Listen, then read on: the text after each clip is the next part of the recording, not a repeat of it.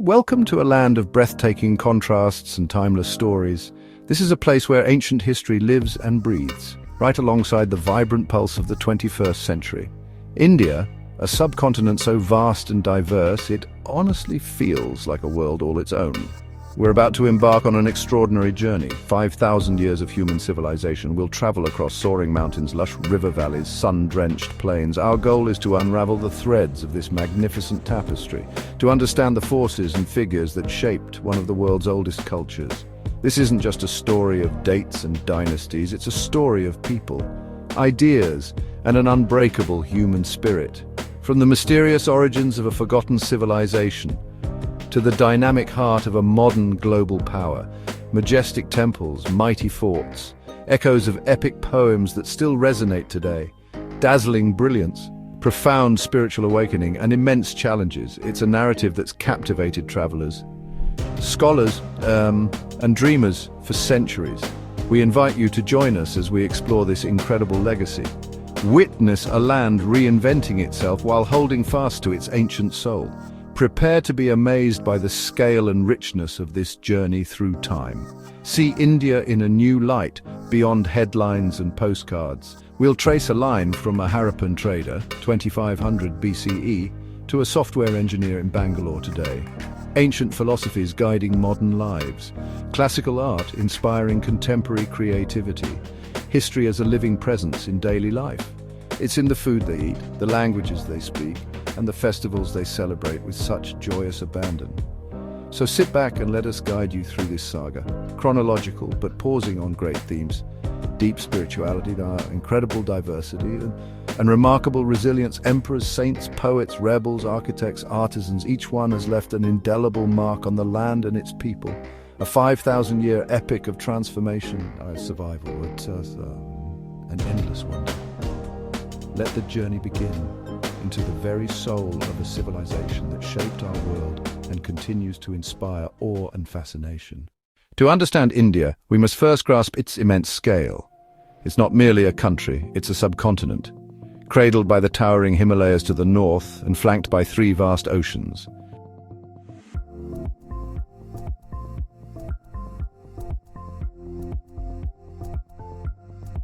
This is a land of extremes, snow-covered peaks of Kashmir, tropical backwaters of Kerala, arid deserts of Rajasthan, dense rainforests of the northeast. This incredible variety of landscapes has nurtured an equally stunning variety of cultures, languages, traditions. For millennia, these geographical features have both isolated communities and connected communities, shaping their destinies and fostering a unique mosaic of human experience that's really unparalleled anywhere else on Earth.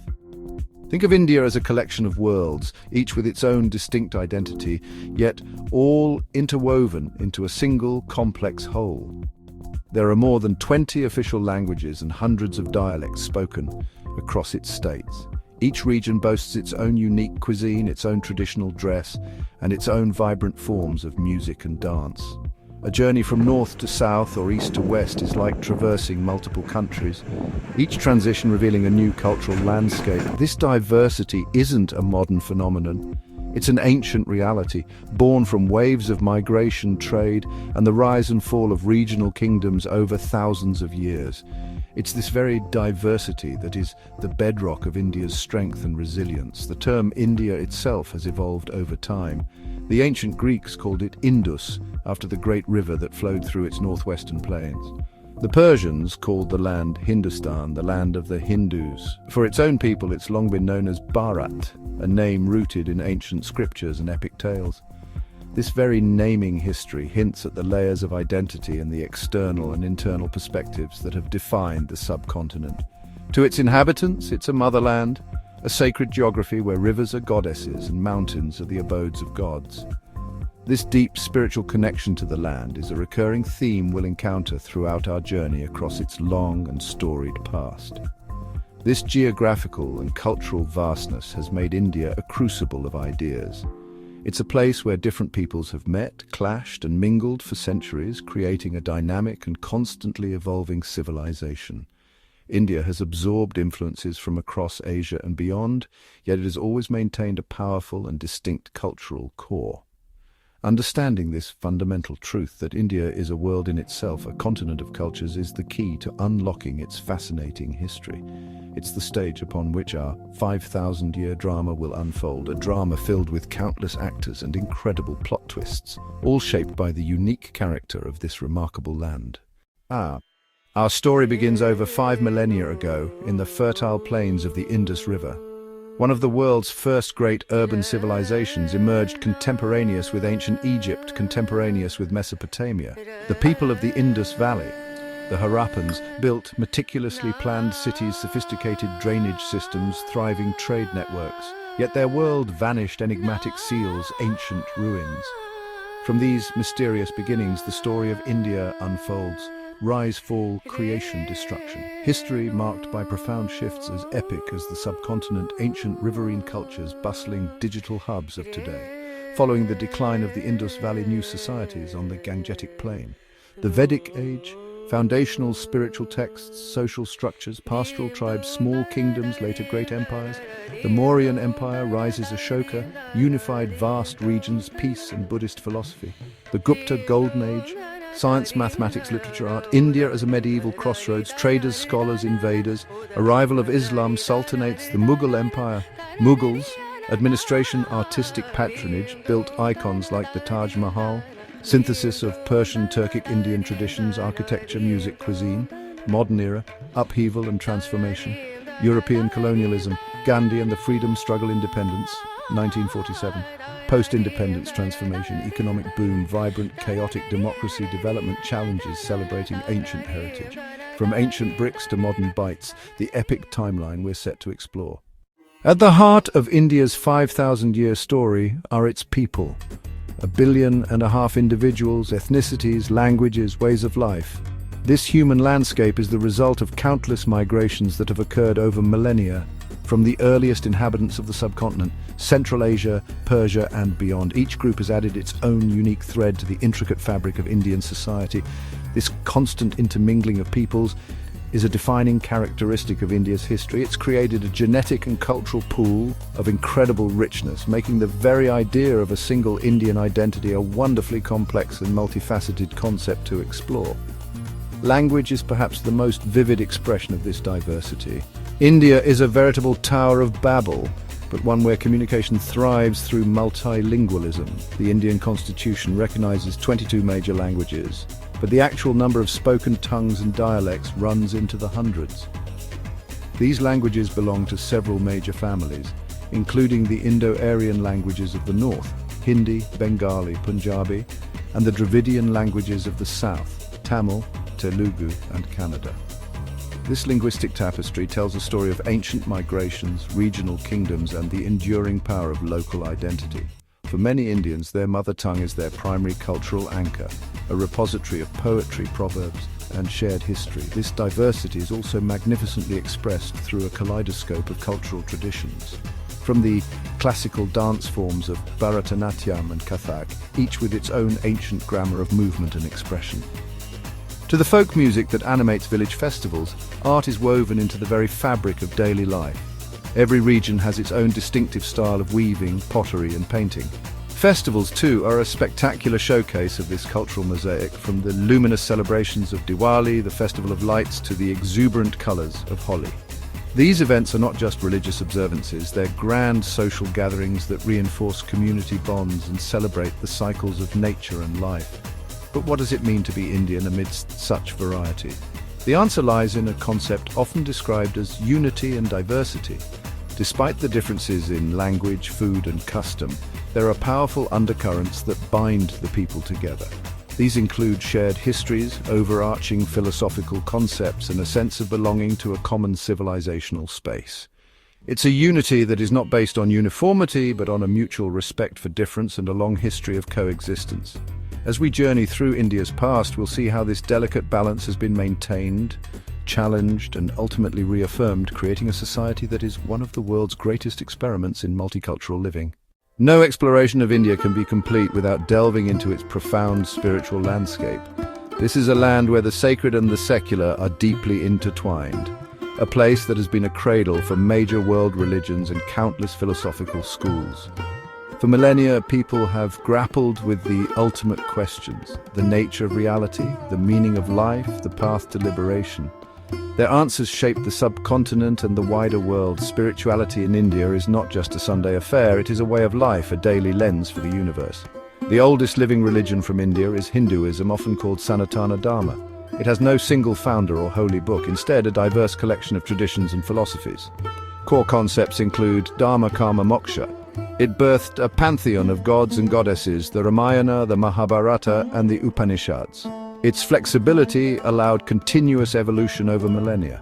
India is the birthplace of three other major religions. In the Himalayan foothills, Siddhartha Gautama attained enlightenment and became the Buddha. His teachings gave rise to Buddhism. Around the same era, Mahavira codified Jainism. Jainism centers on ahimsa, or non-harm. Centuries later in Punjab, Guru Nanak founded Sikhism. Sikhism teaches equality, selfless service, devotion to one God. Beyond organized religions, India is fertile ground for philosophical inquiry. The rigorous logic of the Nyaya school, the mystical poetry of Sufi saints, the devotional songs of Bhakti saints, a tradition of debate, introspection and tolerance created a spiritual marketplace where atheistic philosophies and theistic philosophies coexisted and enriched each other. That deep engagement is the golden thread through India's 5,000-year story. The political history of India is a dramatic saga of empires rising from dust and great dynasties fading into memory. It is a story of ambitious rulers, brilliant strategists, and monumental shifts in power that have redrawn the map of the subcontinent. The pursuit of power and the dream of unifying the land under a single banner, a concept known as Chakravartin, has driven India's most formidable leaders. Legacies are not just battles and conquests. They are carved into the landscape as magnificent forts, grand cities, and enduring systems of governance. Our journey begins with the first great Indian empire, founded by Chandragupta Maurya in the 4th century BCE. The Mauryan Empire reached its zenith under Ashoka, stretching across nearly the entire subcontinent. Ashoka's conversion to Buddhism after the Kalinga War and his attempt to rule through Dharma mark a unique moment in history. His edicts, carved on pillars and rocks, are among India's earliest surviving written records, revealing a ruler who sought to govern with compassion.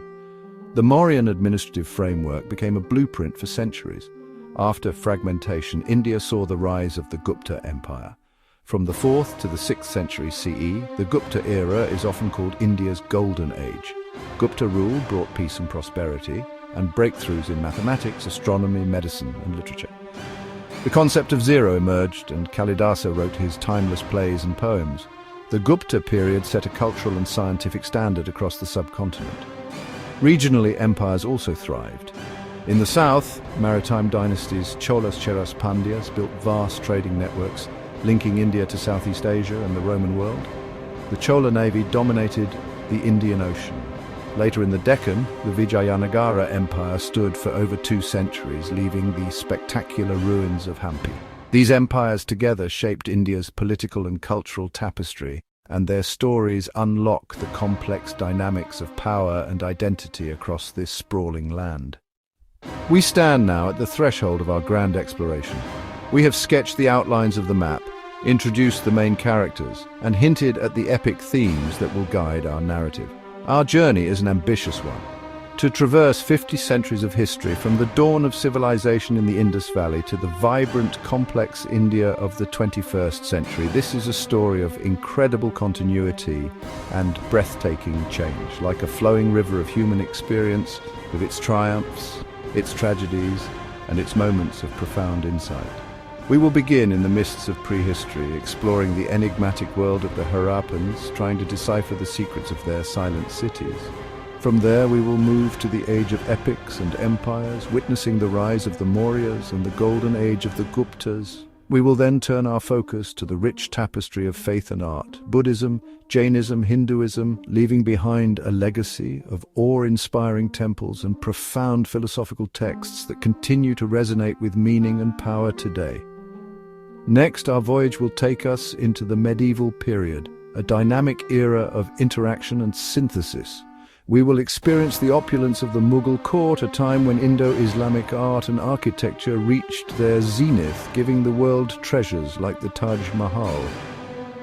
We will then navigate the turbulent waters of the colonial era, examining the impact of the British Raj and the passionate struggle for independence that gave birth to the modern Indian nation.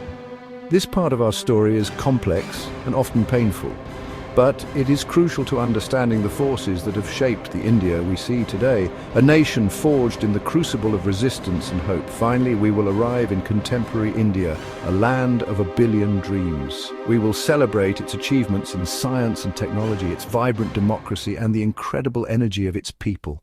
Our journey is designed to be immersive and engaging, to bring the past to life and connect it to the present. We invite you to be an active traveler on this expedition. Look for the connections, marvel at the transformations, and ponder the mysteries. This is more than just a history lesson. It is an exploration of the soul of a civilization. The story of India awaits. Let us take the first step together back in time to where it all began. Our journey into India's deep past begins on the banks of a mighty river. Not the sacred Ganges, but the powerful Indus. It was here, in the vast, fertile plains of what is now Pakistan and Western India, that one of the world's earliest and most remarkable civilizations took root. Around 3300 BCE, while pharaohs were building the first pyramids in Egypt and Sumerian cities were flourishing in Mesopotamia, a new culture began to emerge. Fed by the life-giving waters of the Indus and its tributaries, small agricultural villages slowly grew into bustling towns and then into sophisticated cities. This was the dawn of civilization in India, a story that begins with the rhythm of the river and the ingenuity of its people. The Indus River system was the cradle of this new world. Its annual floods deposited rich, fertile silt across the plains. Early settlers harnessed this bounty, cultivating wheat, barley, and cotton. This agricultural surplus was the engine of their society. It allowed for population growth, specialization of labor, artisans, traders, administrators. The river was also a vital artery for transportation and communication, connecting settlements across vast distances and laying the groundwork for a unified culture over hundreds of miles. For a long time, this civilization was unknown to the modern world. Its story was buried beneath layers of earth for over 3.5 millennia. Egypt and Mesopotamia had long captured the public imagination with pyramids and cuneiform. The Indus Valley, however, held its secrets close. In the 1920s, archaeologists excavating mounds stumbled upon ruins of great cities. The discovery was sensational. It pushed back India's timeline by thousands of years and revealed a third pillar of the ancient world. Vast, complex, lost to time.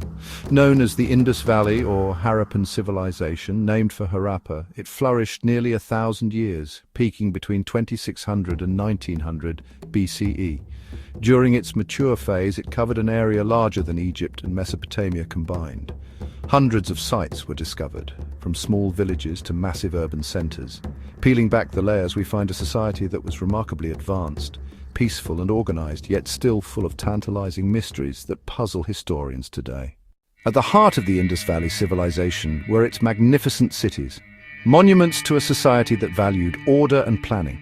Mohenjo-daro, Mound of the Dead, Harappa. These were not chaotic, unplanned settlements. They were meticulously designed urban centers built on a grand scale with a clear vision. Walking through their excavated ruins today is a haunting experience. One can almost hear the echoes of a bustling metropolis, traders, artisans, families. These cities represent the pinnacle of Harappan achievement and our primary window into their world. Mohenjo-daro, located in modern-day Sindh, Pakistan, the most well-preserved Indus city. It was a sprawling metropolis covering over 250 acres. It may have housed as many as 40,000 people, built almost entirely of standardized kiln-fired bricks. Its layout, a modern grid system, wide main streets, smaller intersecting lanes. The city was divided into two parts, the lower town, residential and commercial, and the raised, fortified citadel to the west. That elevated area likely held public buildings, granaries, and perhaps residences of the ruling class. Harappa, further north in the Punjab, the other great urban center. one of the first sites discovered, but damaged in the 19th century when bricks were plundered for railway ballast. Excavations show Harappa was similar in size and similar in design, a consistent urban model across the civilization. Massive granaries at Harappa suggest a highly organized system for collecting and storing surplus, crucial for feeding the urban population and for trade. These granaries point to a strong central authority managing the city's economy. Strikingly absent are the structures we expect from other ancient civilizations. No grand palaces for powerful kings, no monumental temples to glorify gods, no ostentatious royal tombs filled with treasure. The largest structures, like the Great Bath at Mohenjo-Daro, are public, communal features, possibly ritual in purpose. This lack of ruler-centric monuments suggests a different social and political organization. It hints at governance by a council of elites, perhaps priests or wealthy merchants, rather than an all-powerful monarch, deepening the enigma of these silent cities. The true genius of the Harappan civilization is revealed in the details of its urban planning, especially their revolutionary water management systems. No other ancient civilization prioritized sanitation and hygiene like this. Nearly every house in Mohenjo-Daro had its own private bathroom. Nearly every house had its own toilet. That was an unheard-of luxury in the ancient world. These toilets connected to a city-wide network of covered drains running under the main streets. The underground sewerage system was built with fired bricks laid with remarkable precision. Manholes sat at regular intervals for inspection and cleaning. That level of civic planning vanished from the region for thousands of years. Water management went beyond sewage. The Harappans were master hydraulic engineers. They built a dense network of wells across their cities, public wells, private wells. At Mohenjo-Daro, archaeologists found over 700 wells. They were placed so most residents had one within a short walk. Wells were lined with sturdy bricks to last and to prevent contamination. This careful handling of clean water and wastewater shows deep public health thinking and a commitment to a livable city for everyone. Uniformity and standardization were everywhere, not just street grids or drainage systems, but the building blocks themselves. Bricks used in houses, bricks used in walls, bricks used in drains, all made to a standard ratio, 1 to 2 to 4. That points to centralized control across hundreds of miles. A standardized system of weights and measures based on precisely cut stone cubes was used across the Indus realm, essential for fair trade, taxation and construction. This mud brick master plan speaks volumes: order, efficiency, pragmatism. Cities designed for functional, hygienic living, not monuments to a few. The clear division between the citadel and the lower town shows hierarchy, yet drains and wells to common households reveal civic consciousness ahead of its time.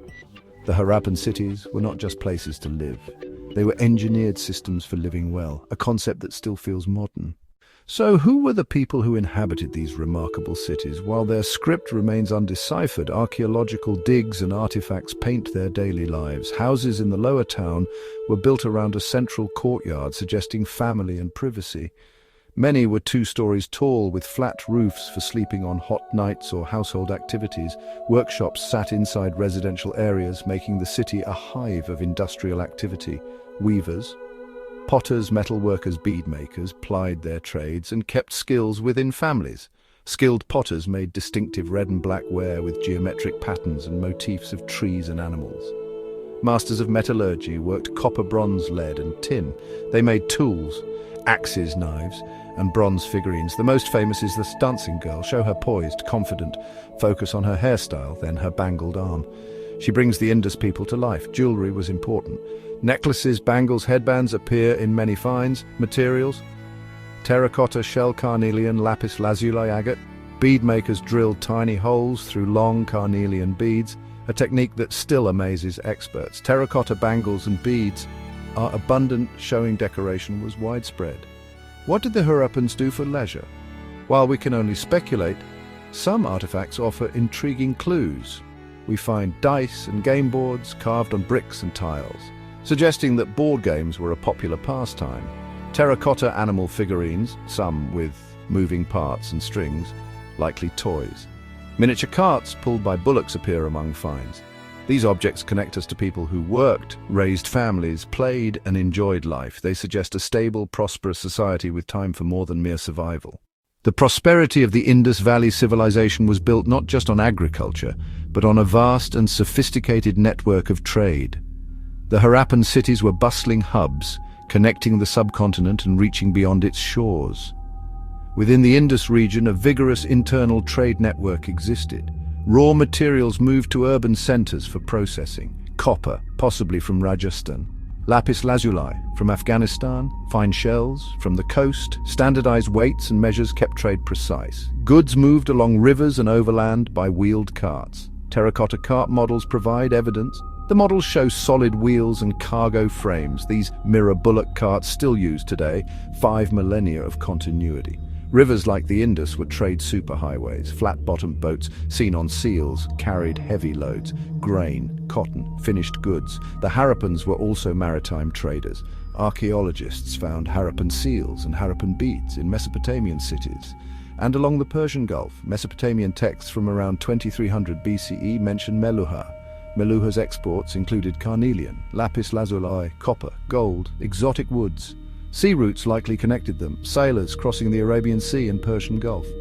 The brick-lined dockyard at Lothal in Gujarat proves their maritime skill. Trade was a two-way street. They imported timber, silver, tin.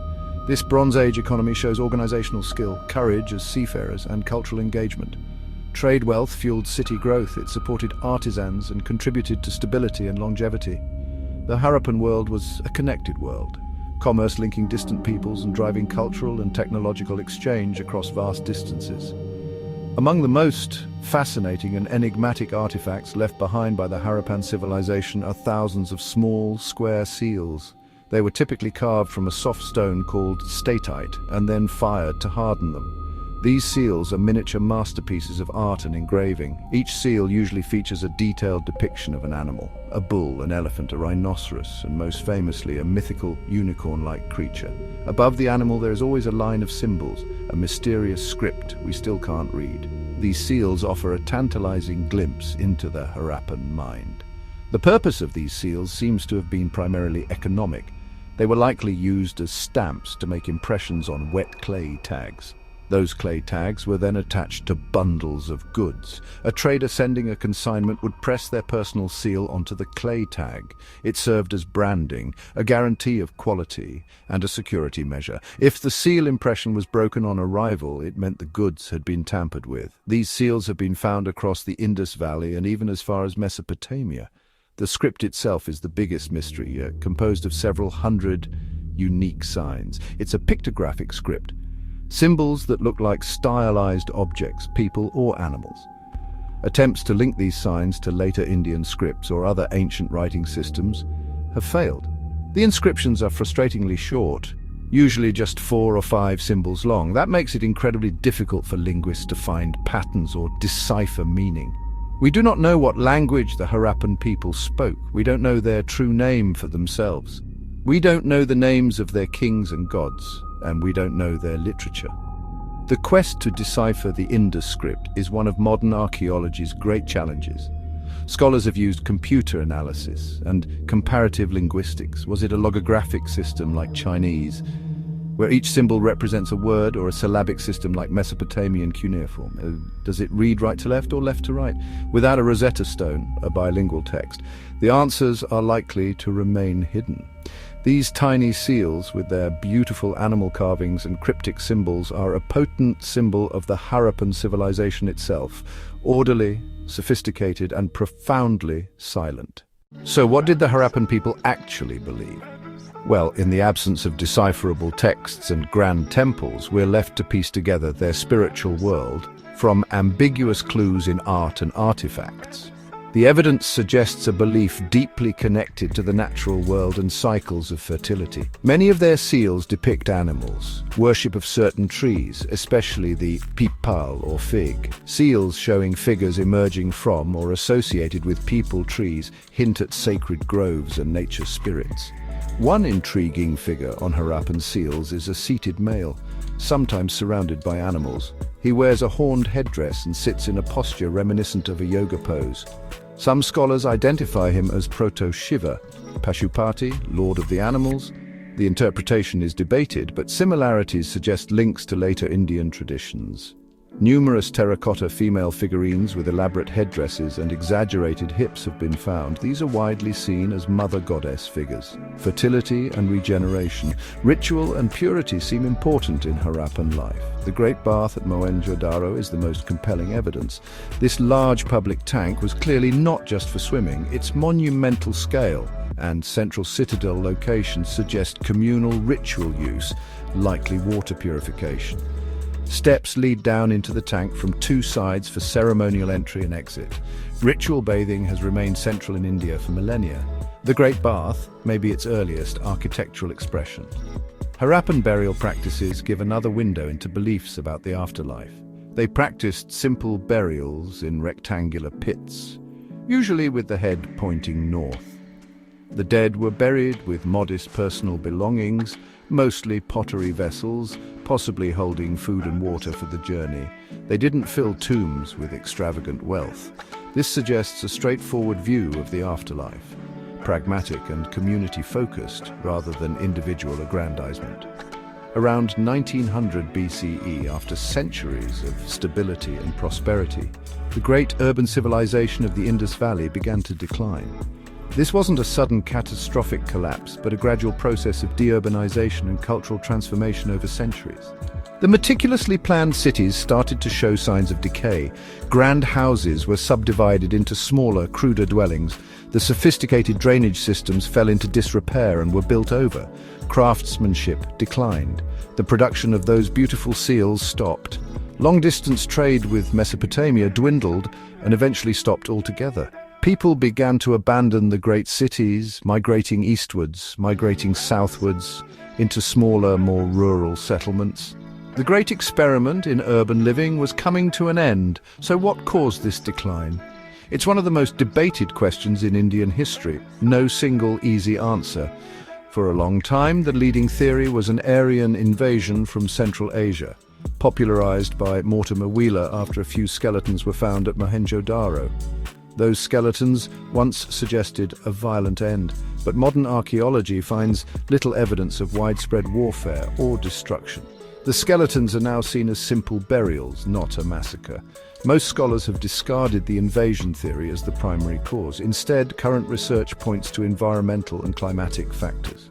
The Indus civilization depended entirely on its rivers. Any major change to that system would be devastating. Geology and climate records suggest a major shift in weather patterns around this time.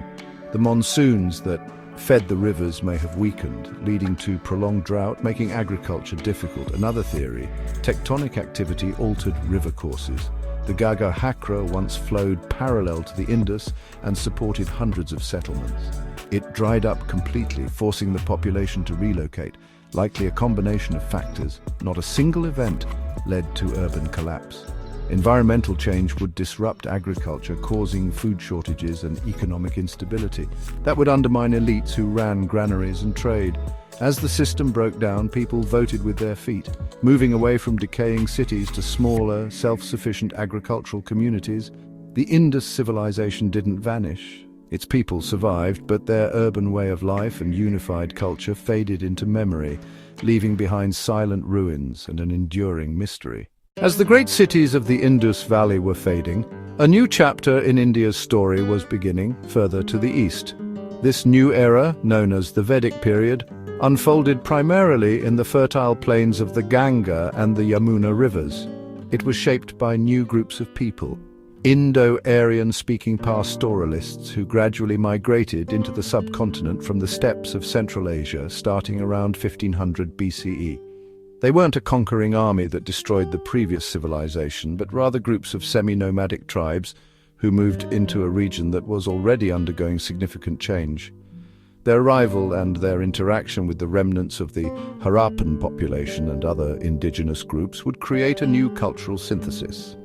Our knowledge of this period comes from a really unique and precious source, the Vedas.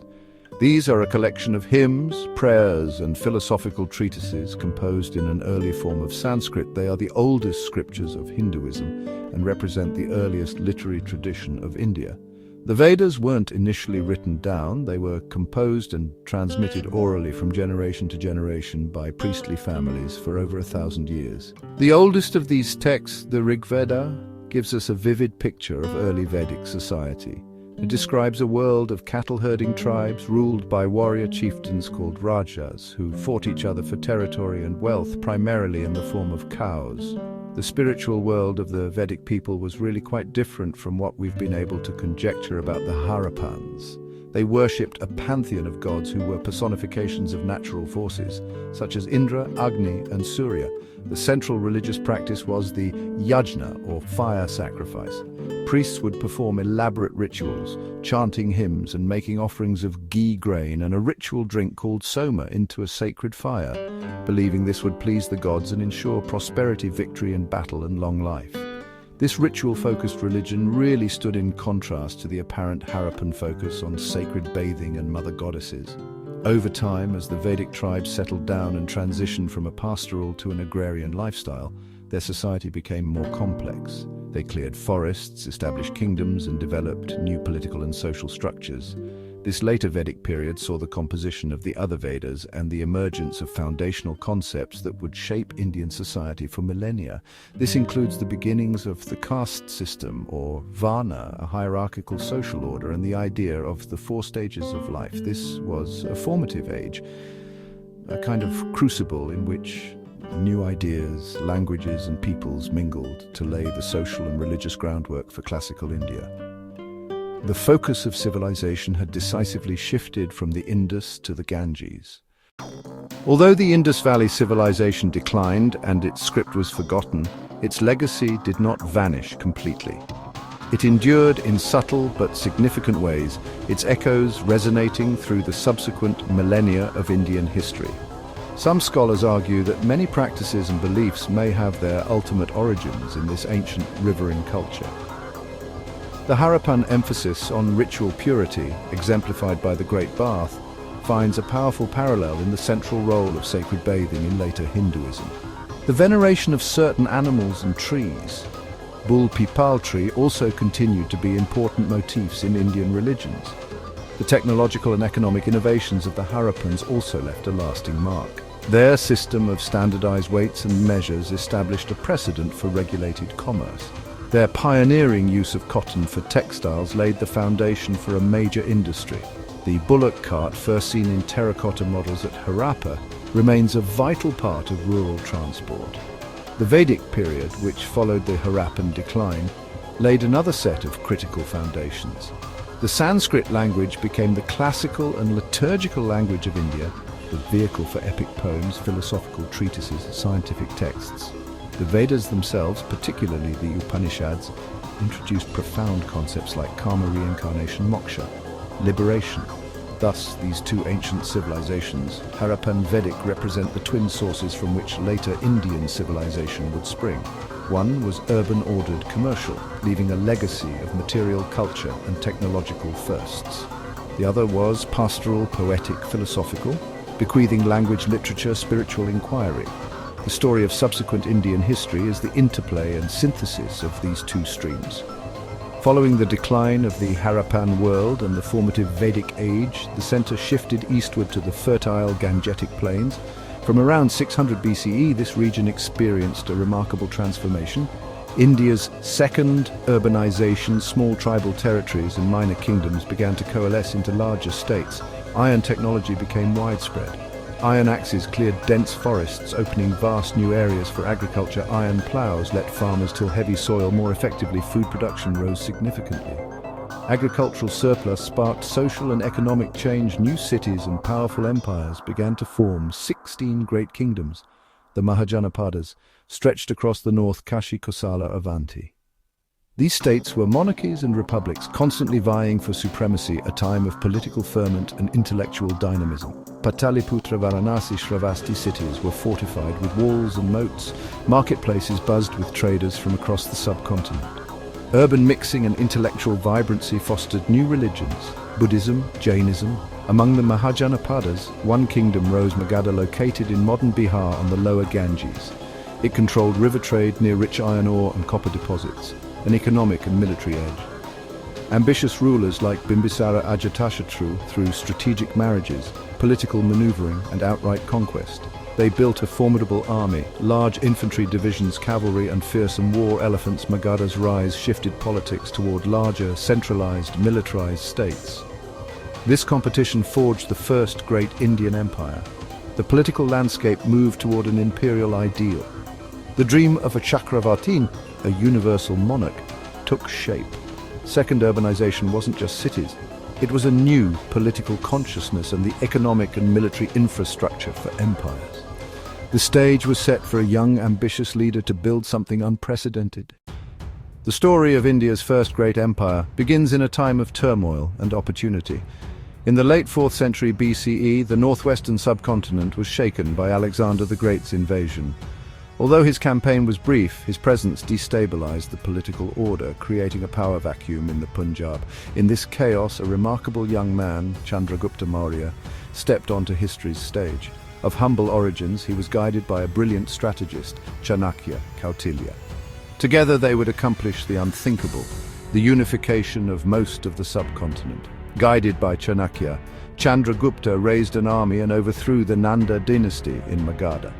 With Magadha's resources at his command, he launched a sweeping campaign. He moved west, exploiting Alexander's withdrawal to seize the northwest. He clashed with Seleucus Nikata and won, gaining territory into modern-day Afghanistan. From Pataliputra, Chandragupta ruled an empire larger than any before. The empire wasn't just military power, it relied on a sophisticated administrative system. Much of that system is spelled out in Chanakya's Arthashastra. The text is a hard-nosed manual on acquiring and holding power. It details taxation, trade regulation, espionage, foreign policy. The Arthashastra envisions a centralized state under an absolute king, supported by ministers, governors, spies. That machinery let the Mauryans govern vast lands, collect revenue, and keep law and order. Chandragupta's reign transformed Magadha into a continent-spanning empire, laying the foundations for a new political order. The Mauryan Empire set a model for future Indian rulers for centuries. According to later Jain tradition, late in life Chandragupta abdicated the throne, became a Jain ascetic, and fasted to death. He was succeeded by his son Bindusara, who held the empire and passed it to his son, Ashoka. Ashoka, the grandson of Chandragupta Maurya, ascended to the throne around 268 BCE. In his early years, he was a conventional and ambitious ruler, focused on expanding the already vast empire he had inherited. His gaze fell upon Kalinga, a prosperous kingdom on the eastern coast, modern-day Odisha, that had so far resisted Mauryan domination. Around the 8th year of his reign, Ashoka launched a brutal and bloody war to conquer Kalinga. The campaign was a resounding military success, and Kalinga was annexed into the empire, but the victory came at a terrible cost. The battlefield was littered with the dead and dying, and the devastation was immense. The Kalinga War would become the turning point of Ashoka's life and reign. Overwhelmed by remorse and horror at the suffering he had caused, Ashoka underwent a profound spiritual transformation. He renounced violent conquest and embraced the teachings of the Buddha: compassion, non-violence, ethical conduct. This was a revolutionary act for a powerful emperor. Instead of pursuing Digvijaya, or conquest of the quarters, he declared he would now pursue Dharma Vijaya, which means conquest by righteousness or moral law. He resolved to rule his empire not through force and fear, but through the principles of Dharma. This new imperial philosophy was a radical departure from the ruthless realpolitik advocated by Chanakya. To communicate his new vision to his subjects, Ashoka had his principles inscribed on rocks and magnificent polished stone pillars that he erected throughout his empire. These edicts, written in local scripts so that everyone could read them, are the earliest significant written documents in Indian history. In them, Ashoka speaks directly to his people, referring to them as his children. He promotes tolerance for all religions, advocates for the welfare of his subjects, and even expresses concern for the well-being of animals, establishing hospitals for both people and beasts. Ashoka's reign had a lasting impact on India and the world. He became a great patron of Buddhism, building monasteries, stupas, relic mounds, and sending missionaries to Sri Lanka, sending missionaries to Southeast Asia, and sending missionaries to the Hellenistic kingdoms in the West. Through his efforts, Buddhism was transformed from a local Indian sect into a major world religion. Ashoka's attempt to create a moral and ethical state, while perhaps not entirely successful, remains a powerful and inspiring example of enlightened leadership. He demonstrated that true power lies not in the ability to destroy, but in the capacity to show compassion and work for the common good. After the death of Ashoka around 232 BCE, the mighty Mauryan Empire began to decline. His successors were weaker rulers who struggled to maintain control over the vast and complex state. Provincial governors began to assert their independence, and the empire gradually fragmented. The last Mauryan king was assassinated about 50 years after Ashoka's death, bringing India's first great imperial experiment to a close. The collapse of the Mauryan Empire ushered in a long period of political fragmentation that would last for nearly 500 years. The subcontinent once again became a patchwork of smaller regional kingdoms and foreign powers vying for control, particularly in the north. The post-Mauryan period in northern India was characterized by a series of invasions from Central Asia. First came the Indo-Greeks from Bactria, best known for their beautiful coinage which blended Greek and Indian artistic styles. They were followed by the Shakas and then the Kushans. The Kushan Empire at its height under Emperor Kanishka in the 2nd century CE became a major power. This era, though politically fragmented, was a time of incredible cultural dynamism and economic prosperity. The Kushans played a vital role as intermediaries on the Silk Road, connecting the Roman Empire, Persia, India, and Han China. Their empire became a melting pot of Greek, Persian, Indian, and Chinese influences. This cultural fusion is most famously expressed in the Gandhara school of art. Gandharan artists created the first anthropomorphic images of the Buddha, depicted with features of a Greek god, toga-like robe and wavy hair. In the Deccan Plateau, the Satavahana dynasty established a powerful kingdom acting as a bridge between north and south. They were great patrons of Buddhism, responsible for the magnificent stupas at Amaravati and the rock-cut caves of the western Deccan. In the far south, the ancient Tamil kingdoms, the Cholas, Cheras, and Pandyas, flourished. This age of fragmentation was not a dark age. It was vibrant and cosmopolitan, enriching India with new peoples, ideas, and artistic styles, setting the stage for the next great imperial unification. After centuries of political fragmentation, the dream of a unified empire was revived in the early 4th century CE in the heartland of Magadha. A local ruler named Chandragupta I established a new dynasty, the Guptas. Through a strategic marriage to a Licchavi princess, he gained significant political standing and began to expand his territory. His son, Samudragupta, was a military genius who embarked on a series of brilliant campaigns, conquering vast swathes of northern India and forcing many rulers in the south and east to pay tribute. The details of his conquests are famously recorded on an Ashokan pillar in Allahabad. The Gupta Empire reached its zenith under Chandragupta II, political stability, peace, prosperity, India's golden age. Unlike the highly centralized Mauryan state, the Gupta administrative system was more decentralized. They directly governed core territories while allowing many conquered kings to continue ruling as vassals, provided they paid tribute and acknowledged Gupta supremacy. This flexible model fostered local autonomy and likely contributed to long-term stability and cultural vibrancy. The Gupta era was marked by extraordinary economic prosperity. The peace and security established by the Gupta rulers allowed commerce to flourish. The Chinese Buddhist monk Faxian traveled through India during Chandragupta II's reign and described a prosperous, well-governed land with peaceful cities, charitable institutions, and a low crime rate. This relative tranquility and affluence created perfect conditions for a cultural efflorescence. The Gupta court became a center of learning and artistic patronage. It attracted the finest poets, scholars, and artists. There was a renewed flourishing of Sanskrit literature and a surge of creativity in sculpture, painting, and architecture. This was an age of confidence, refinement, and extraordinary achievement. The Gupta rulers, through their military prowess and enlightened patronage, created an environment where the human mind and spirit could soar. They left a legacy of brilliance that would define classical India. While the Mauryas and Guptas dominated the north, the story of power in southern India followed its own distinct trajectory. Here on the fertile coastal plains and river valleys of the deep south, powerful dynasties rose and fell, creating a rich and unique cultural legacy. Among the most enduring and impressive of these southern powers were the Cholas, mentioned in Ashokan edicts as an independent kingdom in the 3rd century BCE. The early Cholas were one of the 3 great Tamil powers, alongside the Pandyas and Cheras.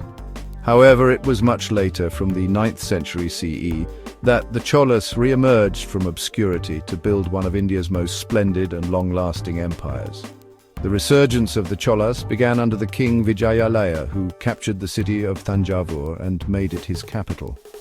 His successors gradually expanded their territory, but it was under 2 extraordinary rulers, Rajaraja I and his son Rajendra I, that the Chola Empire reached the zenith of its power and glory in the 11th century. Rajaraja I was a brilliant military strategist and a skilled administrator. He consolidated the Chola heartland and embarked on a series of conquests, bringing most of southern India and Sri Lanka under his rule. He was not just a conqueror, he was also a great builder. His grandest achievement is the magnificent Brihadisvara temple in Thanjavur, a towering monument to his power and his devotion to the god Shiva. Rajaraja I also built a powerful navy, which his son Rajendra I would use to extend Chola influence even further. Rajendra I was an even more ambitious conqueror than his father. He led a famous military expedition all the way to northern India, marching his army up the east coast to the banks of the river Ganga. To commemorate this victory, he assumed the title Gangaikonda, meaning the conqueror of the Ganga, and built a new capital city named Gangaikonda Cholapuram, complete with its own massive temple. These grand temples were not just places of worship, they were the centers of economic and social life, controlling vast tracts of land, employing hundreds of people, and acting as banks, schools, and community centers. The Chola state was a highly organized and efficient administrative entity. One of its most remarkable features was a well-developed system of local self-government. Inscriptions from this period describe how villages were administered by local assemblies, or sabhas, which were responsible for managing local resources, collecting taxes, and administering justice. This system of village autonomy, operating within the larger framework of the empire, was a key factor in the stability and prosperity of the Chola kingdom. The Cholas had created a powerful and sophisticated empire in the south, one that was not only a military and political giant, but also a cultural and economic powerhouse. The Cholas were not just a land-based power, they were masters of the sea. Building on southern India's maritime traditions, they forged a formidable navy that turned the Bay of Bengal into the Chola Lake. Driven by economic ambition, they aimed to control lucrative trade routes linking India to Southeast Asia and China. These sea lanes were vital arteries for spices, textiles, aromatic woods, other valuable commodities. The peak came with Rajendra II's audacious naval expedition against the Srivijaya kingdom. Srivijaya, based in Sumatra, controlled the crucial Strait of Malacca, a key choke point to China. To break that monopoly and protect trade, the Cholas launched a massive raid across the Indian Ocean around 1025 CE. The fleet attacked and plundered several Srivijaya ports, proving their naval reach and power projection across vast distances. The maritime empire moved goods and transmitted culture. Chola traders, emissaries, priests carried Indian art, architecture, religion, administrative ideas to Southeast Asia. You can see Chola influence in temples and sculptures across Cambodia, Thailand, Indonesia. Angkor Wat in Cambodia, Prambanan in Indonesia show South Indian architectural and religious influences. Cultural diffusion was largely peaceful, a testament to deep commercial and cultural links across the Indian Ocean. Chola mastery of the seas is a crucial, often overlooked chapter in India's imperial history. It shows Indian power wasn't always confined to the subcontinent. For a time, an Indian dynasty dominated a major maritime trade network, creating influence that was economic, cultural, and military. The Chola legacy reminds us of India's seafaring history, tied to monsoon winds and ocean currents. Their fleets of ships mattered to empire building as much as the Mauryan elephant corps. As the great classical age of the Guptas faded and regional kingdoms vied for power, a new and transformative force was gathering beyond the high mountain passes of the northwest. From the 10th century onwards, Turkic warriors, Afghan warriors, inspired by the new and dynamic faith of Islam, began raids into the wealthy plains of northern India. These were at first expeditions for plunder, led by Mahmud of Ghazni, who sacked the temple of Somnath. By the late 12th century, ambitions shifted from raiding to conquest and permanent settlement. A new chapter was about to be written, bringing profound and lasting changes to its political, religious, cultural landscape. The decisive moment came in 1192 at the Second Battle of Tarain. Here Muhammad of Ghor defeated Prithviraj Chauhan, the powerful Rajput king of Delhi and Ajmer. This victory opened the floodgates to the Turkic armies. After Muhammad of Ghor's assassination, his most capable general, a former slave named Qutb-ud-Din Aybak, seized control and in 1206 declared himself Sultan of Delhi. This established the Delhi Sultanate, the first major Islamic kingdom based in India. For the next 3 centuries, 5 successive dynasties ruled large parts of the subcontinent from Delhi. The establishment was disruptive and often violent. The new rulers were a foreign military elite with a different religion, language, culture. Their arrival was a political shock to Hindu Rajput kingdoms. Early years, relentless military campaigns, destruction of some temples, imposition of a new ruling class. Sultans built monumental architecture to proclaim victory and faith, most famously the Qutb Minar in Delhi, a soaring minaret serving as a victory tower and a call to prayer, a powerful symbol of the new Islamic presence. But the story is not only conquest and conflict. They realized they could not govern a vast, predominantly Hindu population by force. They were a small minority in a complex land. Over time, accommodation and adaptation began. The sultans had to rely on local Indian administrators, chieftains, bankers. This forged new connections and initiated cultural exchange. The storm had passed, and as the dust settled, the contours of a new composite society emerged that would blend Indian elements and Islamic elements in creative ways. The Delhi Sultanate, lasting over 300 years, reshaped governance and the economy of northern India. The sultans introduced a centralized administrative system, modeled on Persian systems, modeled on Islamic systems, unlike Rajput feudal decentralization. They divided the empire into provinces called iktas, granted to commanders and nobles who maintained troops for the sultan. The Sultanate era sparked architectural innovation. Rulers brought art from Persia and from Central Asia. They introduced the arch, the dome, intricate geometric patterns and calligraphic decoration. These fused with Indian techniques and stone craftsmanship. Daily life under the Sultanate was complex. The jizya tax was imposed on non-Muslims. There were episodes of persecution and temple destruction, but daily life often showed pragmatic coexistence. Under Muhammad bin Tughlaq, the Sultanate peaked, but his harsh policies and overreach made control impossible. Provincial kingdoms broke away: Bengal, Gujarat, the Deccan.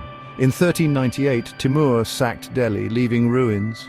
The Sultanate limped on, weakened, yet its political and cultural fusion changed India forever. In the early 16th century, the political landscape of northern India was fractured. The Delhi Sultanate was a shadow of its former self. Power was divided among various Afghan chieftains and Rajput kingdoms. This instability created an opportunity for a new conqueror, a brilliant and ambitious prince from Central Asia named Zahir-ud-Din Muhammad Babur. He was a descendant of Timur on his father's side and of the great Mongol conqueror Genghis Khan on his mother's. After losing his ancestral kingdom of Fergana in Central Asia, he established himself in Kabul, Afghanistan, and from there he cast his ambitious eyes towards the legendary wealth and fertile plains of Hindustan. Invited by a discontented faction of the Delhi Sultanate's nobility, Babur marched into India in 1526. He met the massive army of the reigning Sultan Ibrahim Lodi at the First Battle of Panipat. Babur's army was vastly outnumbered, but he possessed a crucial technological and tactical advantage. He was one of the first commanders in India to effectively use field artillery and gunpowder matchlocks. By using a clever formation of carts tied together to protect his cannons and gunners, he was able to shatter the Afghan cavalry charges and inflict a crushing defeat on Lodi's forces. And the Sultan was killed in the battle, and Babur marched triumphantly into Delhi and Agra, laying the foundation for what would become the mighty Mughal Empire. Babur's victory at Panipat was just the beginning of his struggle. He soon faced a formidable challenge from the powerful Rajput Confederacy, led by the valiant Rana Sanga of Mewa. The two armies clashed at the Battle of Kanwar in 1527. It was another desperate and hard-fought battle. but Babur's superior tactics and use of artillery once again carried the day. This victory secured his fledgling empire and confirmed his mastery over northern India. Babur was more than just a brilliant general, he was also a highly cultured prince and a gifted writer. His memoirs, the Baburnama, provide a fascinating and candid account of his life, his conquests, and his impressions of India, a land he found both rich and alien. Babur did not live long to enjoy his new empire. He died in 1530, just 4 years after his victory at Panipat.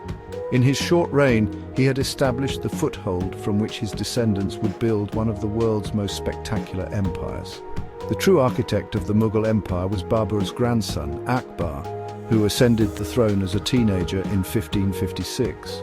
Widely considered one of the greatest rulers in Indian history, Akbar was a man of extraordinary talents, a fearless warrior, a brilliant administrator, and a deeply curious intellectual with a profound interest in religion and philosophy. When he inherited the throne, the Mughal domain was a small and precarious kingdom. Through decades of relentless military campaigning, strategic alliances, and astute diplomacy, he expanded the empire to include almost all of northern and central India, creating a vast, stable, and prosperous state that was the envy of the world. Akbar's genius lay not just in conquest, but in consolidation. He realized that to rule a diverse, multi-religious empire effectively, he needed the cooperation of all his subjects, particularly the powerful Rajput warrior clans. He initiated a policy of reconciliation and inclusion, forming marriage alliances with Rajput royal families and appointing many Rajput nobles to high positions in his army and administration. He also abolished the jizya, the discriminatory tax on non-Muslims, a move that was highly symbolic and won him immense goodwill.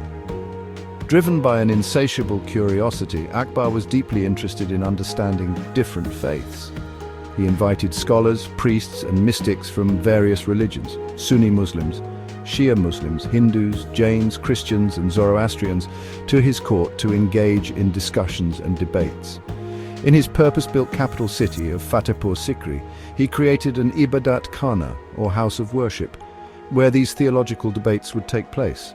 Akbar also implemented a series of far-reaching administrative and revenue reforms that provided the empire with a stable financial foundation. His land revenue system, devised by his finance minister Toda Mal, was based on a careful measurement of land and a fair assessment of crop yields, which provided a reliable and predictable source of income for the state. He standardized the currency, weights and measures and encouraged trade, making the Mughal Empire one of the most prosperous in the world. Akbar's long and brilliant reign of nearly 50 years was a golden age of peace, prosperity, and cultural synthesis, creating a powerful and inclusive empire that stood as a testament to his visionary leadership. If Akbar was the great architect of the Mughal state, his grandson Shah Jahan was the architect of its most dazzling monuments. His reign from 1628 to 1658 is widely considered the golden age of Mughal architecture, a period when the empire's immense wealth was translated into buildings of unparalleled beauty and refinement. Shah Jahan was a passionate builder with an exceptionally sophisticated aesthetic sense. He had a particular fondness for white marble and the technique of pietra dura, which is the intricate inlay of semi-precious stones into stone surfaces. Shah Jahan's most famous creation, and indeed the most famous building in all of India, is the Taj Mahal in Agra.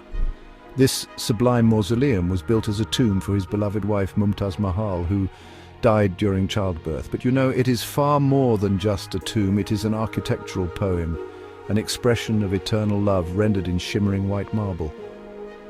Constructed over 2 decades by a workforce of thousands of artisans, the Taj Mahal is a masterpiece of perfect harmony and flawless craftsmanship.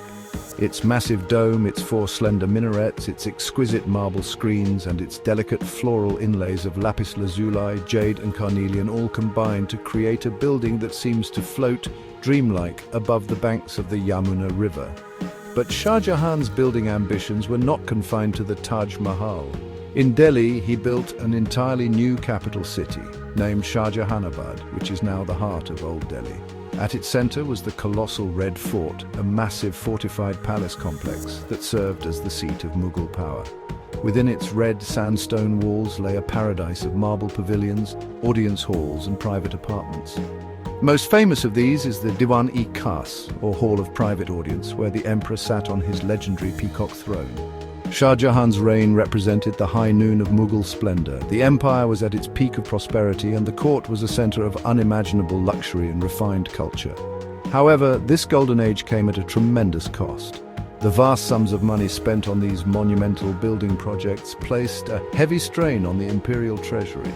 The later years of Shah Jahan's reign were marred by a bitter war of succession among his sons.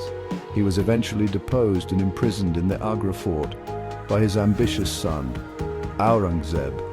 He spent the last years of his life as a captive, gazing from his window at the distant Taj Mahal, the timeless monument to his love and his magnificent architectural legacy. While the Mughals were consolidating their power and building their magnificent empire, a new and fateful chapter was quietly beginning on India's coastlines. European traders began arriving by sea, drawn by the lure of Indian spices, textiles, wealth. Vasco da Gama landed at Calicut in 1498.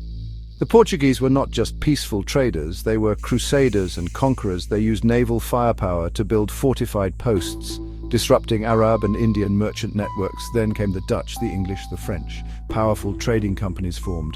The Dutch, Vossy, the English East India Company.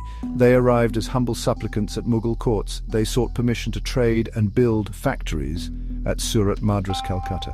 The Mughals viewed them as a curiosity and a source of customs revenue, underestimating their long-term ambitions. For much of the 17th century, Europeans stayed on the periphery in coastal enclaves reliant on Mughal authority. After Aurangzeb's death, the empire weakened. The subcontinent became a patchwork of rival states. English and French companies intervened in local wars for concessions. Traders turned into kingmakers and political players. The pivotal event that transformed the East India Company from a major political player into a de facto ruler occurred in the wealthy province of Bengal. In 1756, the young and impulsive Nawab of Bengal, Siraj-ud-Dowlah, grew alarmed by the company's increasing military presence and its abuse of trading privileges. He marched on the English settlement of Calcutta and captured it, an act that the company could not let stand. From Madras, Robert Clive was dispatched with a small but effective force to retake Calcutta and punish the Nawab. What followed was not just a military campaign, but a masterclass in political intrigue that would decide the fate of India for the next 200 years. Clive, knowing his forces were vastly outnumbered by the Nawab's massive army, resorted to conspiracy rather than a direct confrontation. He entered into a secret pact with Mir Jafar, the disgruntled commander-in-chief of the Nawab's army. Clive promised to make Mir Jafar the new Nawab of Bengal in exchange for his treachery on the battlefield. The two armies met on a rainy day in June 1757 in a mango grove at Plassey, a name that would become infamous. The Battle of Plassey was less of a genuine battle and more of a carefully orchestrated betrayal. As the fighting began, the sections of the Nawab's army commanded by Mir Jafar and his co-conspirators stood idle, refusing to engage the British forces. A sudden downpour soaked the Nawab's gunpowder, rendering his cannons ineffective, while the British had prudently covered their own. Seeing the tide turning against him and realizing he had been betrayed, the young Nawab Siraj-ud-Dowlah fled the field. His leaderless army quickly disintegrated. The aftermath of Plassey was transformative. Mir Jafar was installed as the puppet Nawab, and he was forced to pay staggering sums of money to the company, effectively bankrupting the Bengal treasury. The company became the real power behind the throne, with the right to collect revenue and dictate policy. The wealth of Bengal, one of the richest provinces in the world, now flowed into the coffers of a private British corporation. Plassey marked the beginning of the systematic economic exploitation of India. It provided the company with the financial resources to raise a larger army and conquer the rest of the subcontinent piece by piece. The shadow of colonial rule had decisively fallen. In the century following the Battle of Plassey, the East India Company methodically expanded its dominion across the entire Indian subcontinent. Using the immense revenues of Bengal, it financed a series of relentless wars against the remaining independent Indian powers. The powerful Maratha Confederacy was defeated in a series of hard-fought wars. The formidable Sikh kingdom of the Punjab was conquered in the 1840s. The economic impact devastated many traditional Indian industries. Policy aimed to turn India into a supplier of cheap raw materials and into a captive market for British manufactured goods. Indian textiles, once the finest in the world, could not compete with cheap machine-made cloth from Manchester. Millions of weavers and artisans were thrown out of work, leading to the deindustrialization of large regions. India, once a great manufacturing nation, was reduced to an agricultural colony. Yet some changes had unintended consequences. The British introduced modern education in English. They built railways. They introduced the telegraph. Those instruments of control, the English language, the railways, the education system, would be repurposed by Indians to connect, to share ideas, and to build a national identity. By the middle of the 19th century, 100 years of British rule had passed. Deep-seated anger and resentment spread across northern India. Princes had been dispossessed of their kingdoms, landowners had lost their estates, peasants were crushed by heavy taxes. The aggressive pace of social reforms and the activities of Christian missionaries were seen as attacks on traditional religions and ways of life. All this simmering discontent exploded in 1857. In Britain, it was called the Indian Mutiny. But in India, people called it the First War of Independence. The immediate trigger came from within the company's own army. A new type of rifle cartridge was introduced. Soldiers had to bite off the end of the cartridge. It was rumored to be greased with pig fat and cow fat. This was deeply offensive to Hindu sepoys and offensive to Muslim sepoys. Sepoys at the cantonment of Meerut rose in rebellion in May 1857. They shot their British officers, marched to Delhi, and proclaimed the elderly Mughal Emperor Bahadur Shah Zafar as leader. The rebellion spread like wildfire across northern India. The uprising was marked by extreme violence on both sides. In Kanpur and in Delhi, rebels massacred British men, rebels massacred British women, rebels massacred British children. The British response was equally, if not more, brutal. As they recaptured rebel-held territory, they exacted terrible revenge, executing thousands of sepoys and civilians in summary trials, often by blowing them from the mouths of cannons. After more than a year of savage fighting, the British, with superior resources and organization, managed to crush the uprising. The last Mughal emperor was exiled to Burma, and his sons were brutally executed. The Great Uprising of 1857 failed to oust the British, but it was a watershed moment.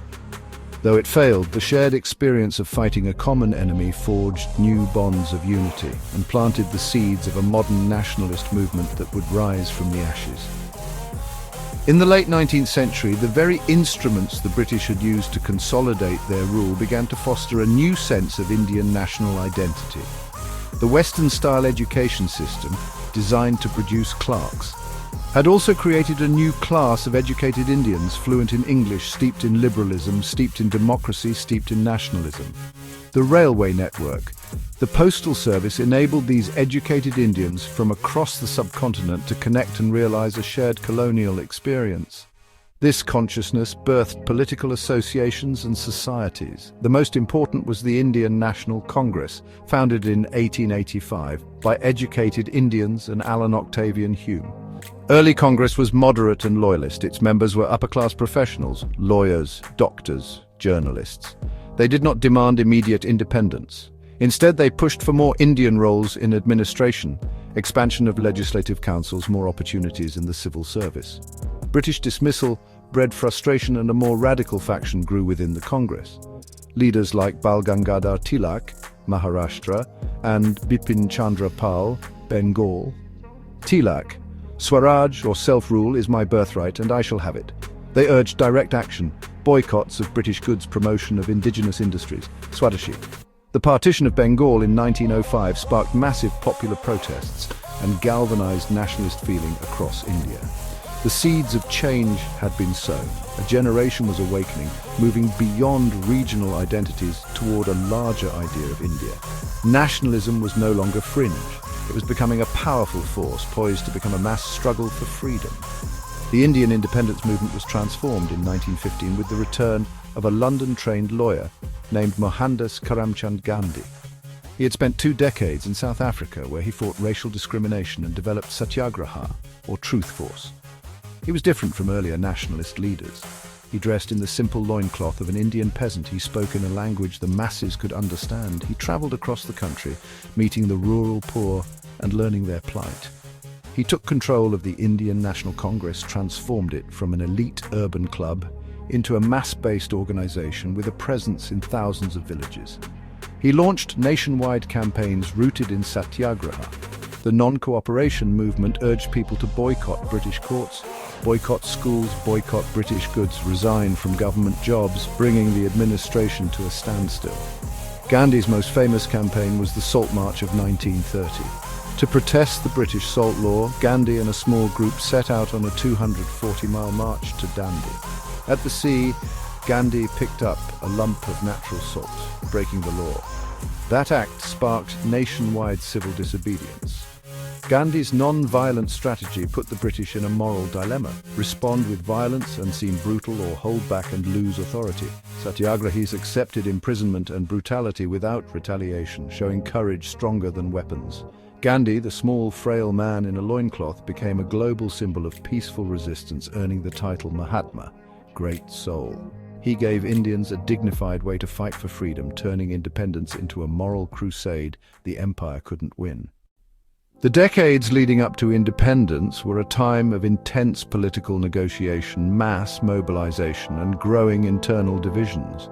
While the Indian National Congress, led by Gandhi and his protege Jawaharlal Nehru, was the dominant force in the freedom struggle, another powerful political voice emerged: the Muslim League, led by Muhammad Ali Jinnah. Initially, Jinnah had been a member of the Congress and an advocate for Hindu-Muslim unity. Over time, he grew convinced that in a future independent India dominated by a Hindu majority, the political and cultural interests of the Muslim minority would not be safe. This fear was a potent political force, and it would have tragic consequences. The Second World War proved to be the final catalyst for independence.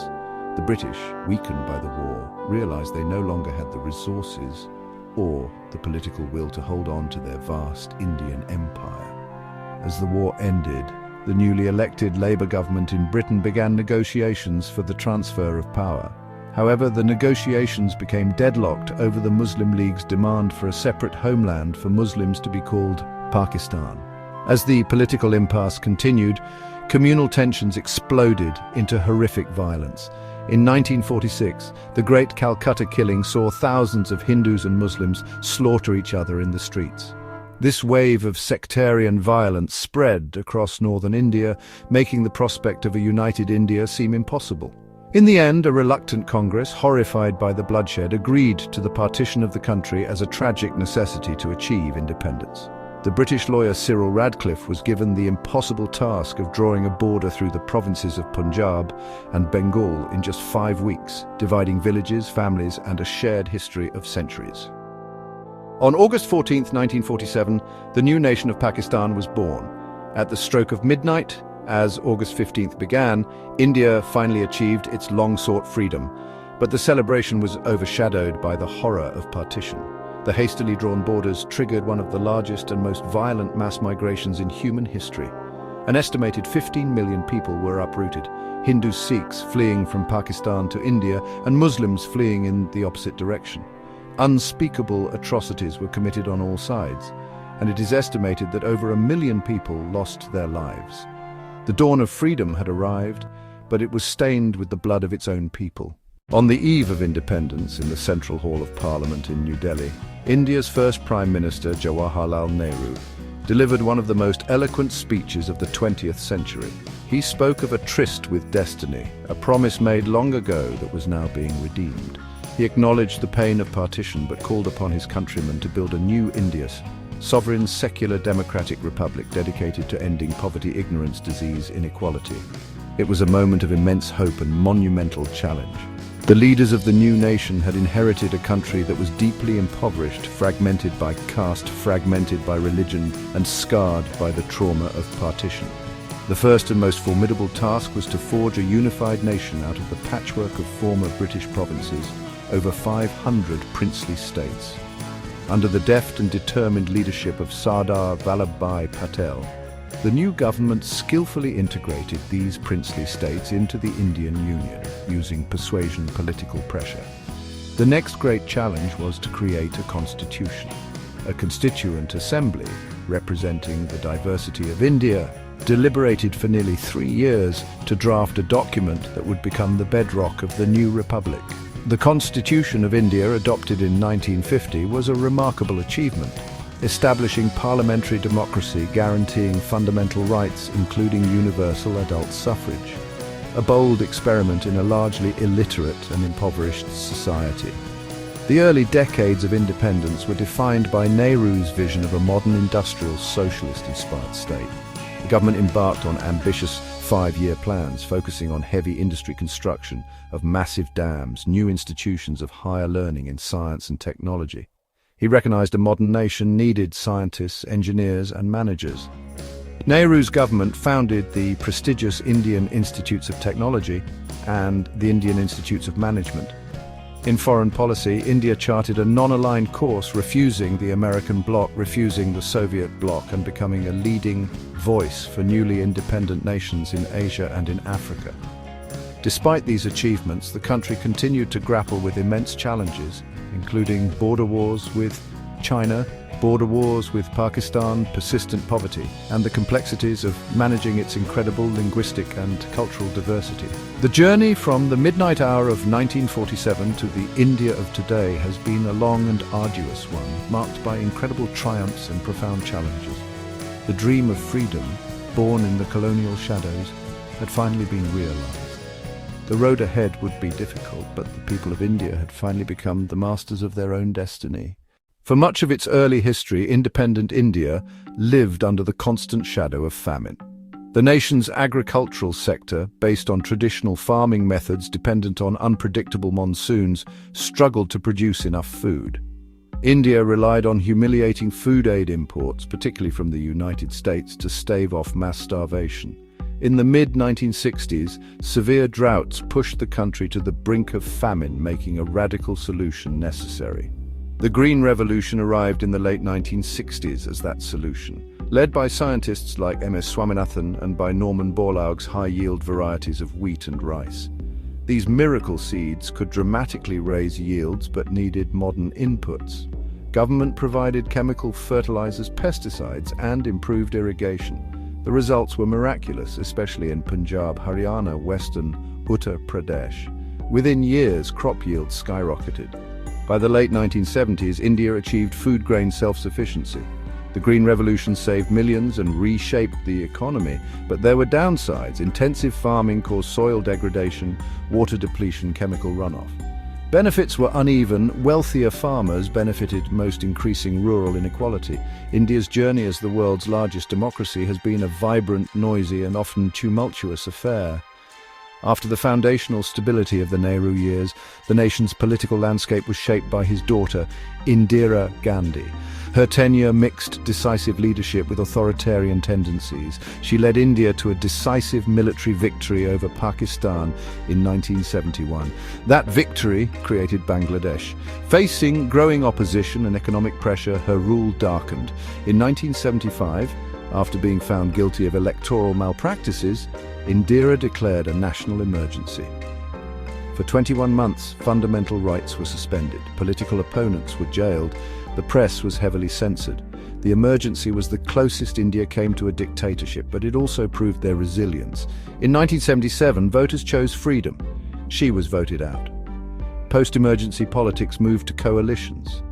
Regional parties grew in influence. The 1980s and 90s brought social and political churn. Affirmative action for lower castes sparked upheaval. Hindu nationalism rose as a political force. That rise culminated in the 1992 demolition of the Babri Mosque. Through all these crises, India's democratic framework, though severely tested, has endured. The regular conduct of free and fair elections involving hundreds of millions is a logistical marvel. Peaceful transfers of power are a pillar of resilience. A free, if chaotic, press is another pillar. An independent judiciary is another crucial pillar. By the early 1990s, the Indian economy, centrally planned and protected for decades, was in a state of deep crisis. The state-led model had led to inefficiency, corruption, technological stagnation. A balance of payments crisis in 1991 left India with foreign exchange reserves barely sufficient for a few weeks of imports. pushing the nation to the brink of bankruptcy. This crisis became the unlikely catalyst for a radical and transformative shift in economic policy. The government, led by Prime Minister P.V. Narasimha Rao Manmohan Singh, his finance minister embarked on bold economic reforms, dismantling the old protectionist system, opening India to the global economy. The Licence Raj, complex licenses and permits, was largely dismantled. Tariffs and trade barriers were cut, foreign investment was encouraged, competition increased. The impact of these reforms was profound and far-reaching. The economy went from sluggish to supercharged.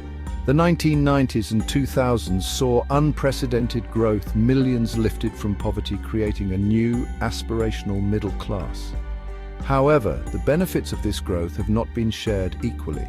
While the urban middle class has prospered, vast swathes of the rural population have been left behind, and the gap between the rich and the poor has widened. And one of the most spectacular stories of modern India is its emergence as a global powerhouse in information technology and software services. The economic reforms of 1991 met the dawn of the digital age. Ambitious Indian entrepreneurs saw an opportunity to offer high-quality, cost-effective software services to Western firms. Bangalore rapidly transformed into a tech hub. Hyderabad became a major center. Pune grew its IT ecosystem. Bangalore earned the nickname India's Silicon Valley. The IT boom was driven by Infosys, Wipro, and Tata consultancy services. India became one of the world's biggest markets for mobile phones and for internet connectivity. Cheap smartphones proliferated, affordable data plans spread nationwide, and the digital revolution reached remote villages. Ordinary citizens gained access to information, to financial services, and to new economic opportunities. India's digital payments ecosystem became world-class, enabling seamless instant transactions. The government launched projects like Aadhaar, the world's largest biometric ID system. Technology powers e-commerce, online education, telemedicine, and space exploration. India's Mars orbiter mission was a proud national milestone. The social landscape of modern India is a complex and often contradictory tapestry, woven from a billion individual dreams and aspirations. The rapid economic growth and technological change of recent decades have unleashed a wave of social transformation, challenging age-old hierarchies and creating new opportunities. The position of women in Indian society is undergoing a profound, albeit slow and uneven, transformation. Women are increasingly visible in the workforce, in politics, and in public life. However, this progress coexists with deep-rooted patriarchal attitudes and shocking levels of violence against women. The struggle for gender equality is one of the most critical social battles in modern India. Underlying all these changes is the enduring power of India's youth. More than half of India's population is under the age of 25, one of the youngest countries in the world.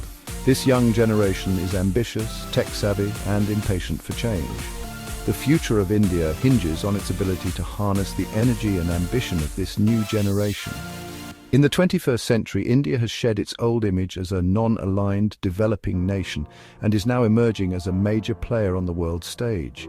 Its rapid economic growth, its large and youthful population, and its reputation as a stable democracy have all given it a new strategic weight and a much more confident voice in global affairs.